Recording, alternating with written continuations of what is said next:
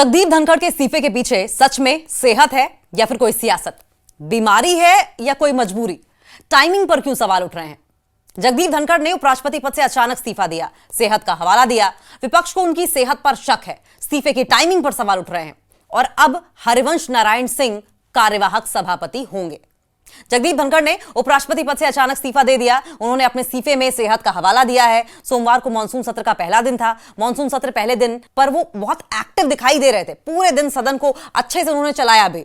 लेकिन अचानक शाम को ऐसा क्या हुआ कि जगदीप धनखड़ ने इस्तीफा दे दिया? उनके इस्तीफे के पीछे सच में सेहत है या फिर कोई सियासत है?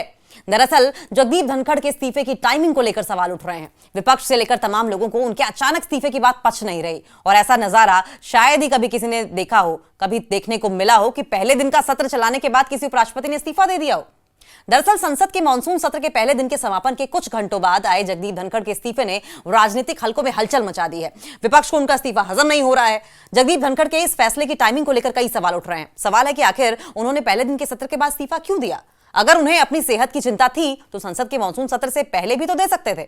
उन्होंने अगर अपना इस्तीफा देने का मन बना भी लिया था तो उन्होंने मानसून सत्र का पहला दिन ही क्यों चुना? इस्तीफे के पीछे सच में सेहत है या फिर कोई सियासत? कांग्रेस का मानना यह है कि उपराष्ट्रपति धनखड़ स्वस्थ हैं। कांग्रेस के अखिलेश प्रसाद सिंह, प्रमोद तिवारी और जयराम रमेश ने उपराष्ट्रपति से सोमवार की शाम लगभग 5:45 बजे जगदीप धनखड़ से मुलाकात की थी। उनके अनुसार उपराष्ट्रपति स्वस्थ थे। विपक्ष के इस दावे से भी सवाल उठ रहे हैं। जगदीप धनखड़ के सेहत वाले दावे पर कई विशेषज्ञ और विपक्षी नेता संदेह कर रहे हैं। उन्हें डाउट है कि इस्तीफा कुछ अन्य कारणों की वजह से दिया गया था। दरअसल जगदीप धनखड़ ने इस्तीफे से कुछ घंटे पहले ही विपक्षी सांसदों के साथ मुलाकात की थी और संसद की कार्यवाही का संचालन किया था और इस दौरान उन्होंने स्वास्थ्य संबंधी कोई शिकायत भी नहीं की थी। कोई स्वास्थ्य संबंधी जो परेशानी है वो जताई नहीं थी। अब इस्तीफे पर शक क्यों हो रहा है? देखिए, इसके अलावा जगदीप धनखड़ का 23 जुलाई को जयपुर दौरा भी प्रस्तावित था, जिसे रद्द नहीं किया गया था। बाकायदा प्रेस विज्ञप्ति जारी की गई थी, प्रेस रिलीज जारी की गई थी। कांग्रेस नेता जयराम रमेश का यह कहना है कि शाम 5 बजे तक वो उनके साथ थे और 7:30 बजे फोन पर बात भी हुई थी। उनका अचानक इस्तीफा सिर्फ स्वास्थ्य कारणों तक सीमित नहीं लगता है।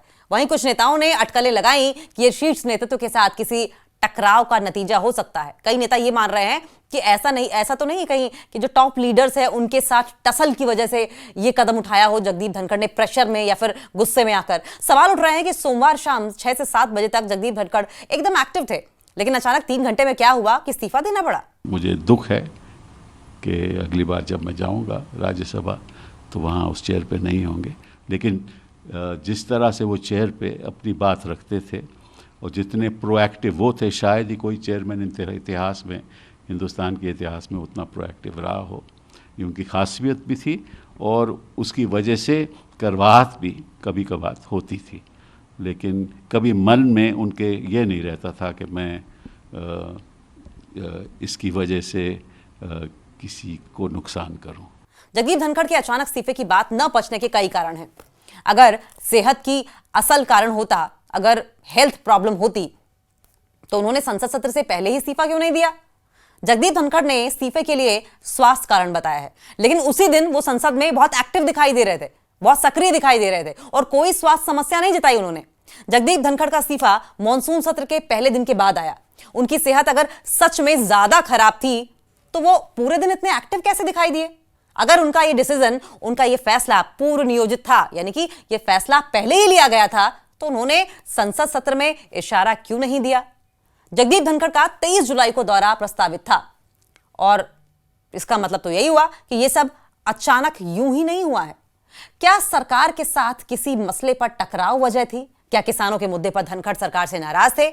कितना बाकी था इनका कार्यकाल? बहरहाल धनखड़ के इस्तीफे के बाद आज संसद सत्र कैसा होगा, इस पर भी सबकी नजरें होंगी। जगदीप धनखड़ की उम्र 74 साल है। धनखड़ ने अगस्त 2022 में उपराष्ट्रपति का पद संभाला था और उनका कार्यकाल 2027 तक था।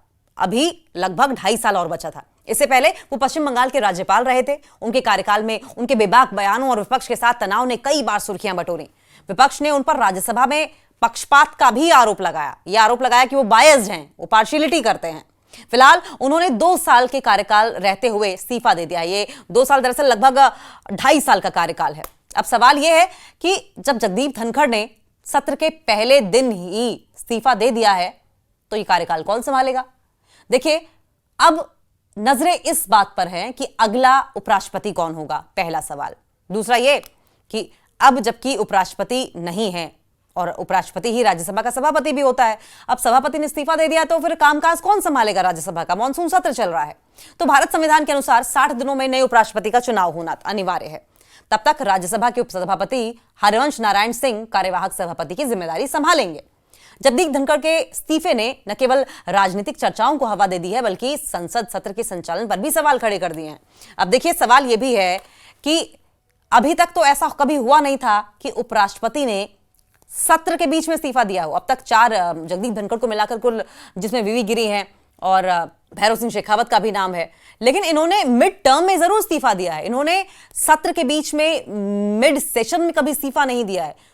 उपराष्ट्रपति जगदीप धनखड़ पहले ऐसे उपराष्ट्रपति बन गए हैं जिन्होंने मिड टर्म में, मिड सेशन में इस्तीफा दे दिया है। और यही वजह है कि सवाल उठ रहे हैं कि या तो वो किसी प्रेशर में थे, या उनका टसल चल रहा था सेंट्रल गवर्नमेंट के साथ, सर्वोच्च नेताओं के साथ, या फिर कोई और परेशानी थी। विपक्ष को, तमाम नेताओं को अचानक उनके इस्तीफे की बात हजम नहीं हो रही है और यही वजह है कि अब इस पर एक मीटिंग भी विपक्ष करेगा। देखिए, विपक्ष की ओर से पहले ही ऑपरेशन सिंदूर हो, पहलगाम अटैक हो, और उसके बाद जिस तरीके से हिंदुस्तान और पाकिस्तान के बीच में तनाव चल रहा था, उस पर सीज फायर को लेकर मीडिएशन जो की गई थी, डोनाल्ड ट्रंप के इस बार बार किए गए दावे को लेकर मुद्दा बनाने की बात कही गई थी और मुद्दा विपक्ष ने बनाया भी था। कल आपने देखा था कि किस तरीके से लोकसभा और राज्यसभा की कार्यवाही बार बार स्थगित हुई थी। लोकसभा की लगातार 3 बार हुई, शुरू होते ही स्थगित होनी शुरू हुई, प्रश्नकाल के दौरान स्थगित हुई, फिर 12 बजे का समय दिया गया, 12 बजे स्थगित हुई, फिर 2 बजे का समय दिया गया, 2 बजे स्थगित हुई, फिर 4 बजे स्थगित हुई, और इसी तरीके से दिन भर हंगामा बरपता रहा।